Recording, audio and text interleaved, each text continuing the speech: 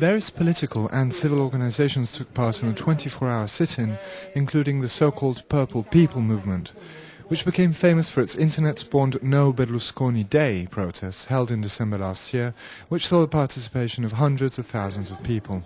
Participants accused the Italian government of wanting to limit freedom of the press and of the judiciary by introducing what has come to be known as the gagging law, which, if approved, would curb the recording of phone conversations, an investigative technique currently used extensively in Italy.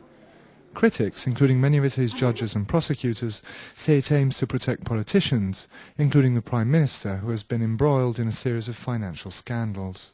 We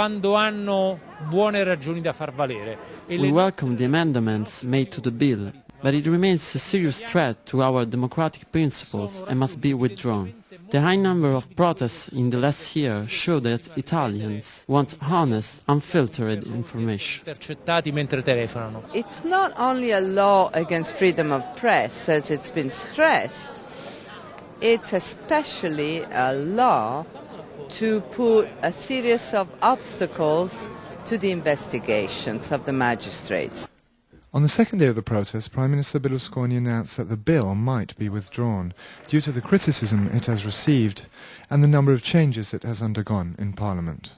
The high number of amendments to this law have changed its nature, and it will probably be withdrawn.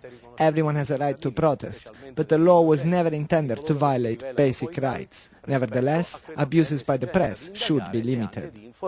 Prime Minister Berlusconi says this law would protect the privacy of those subject to judicial investigations. But critics believe it would undermine the freedom of the press and that of Italy's magistrates.